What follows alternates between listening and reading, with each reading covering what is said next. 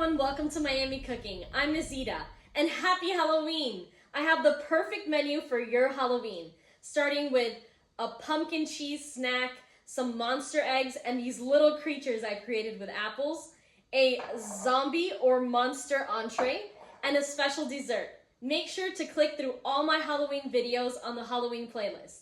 And don't forget to click that subscribe button. For this recipe, you're going to need the following ingredients. We are going to begin with our cheese spread. I chose to buy Boursin or Boursin cheese.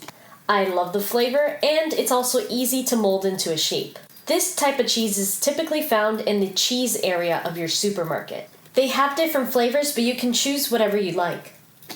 Next, you're going to wrap that cheddar cheese all over, creating a ball-like shape. Then, once you've done this multiple times, you're going to wrap it in saran wrap. Make sure you twist the top so it's nice and tight. I recommend you stick this in the fridge for 30 minutes or in the freezer for 15 minutes. Now, for the stem of the bell pepper, I do recommend you get one that has a nice curvature to it to make it look more like a pumpkin. This will go perfect with some crackers. For a larger pumpkin, I do recommend that you use 2 packets of cheese.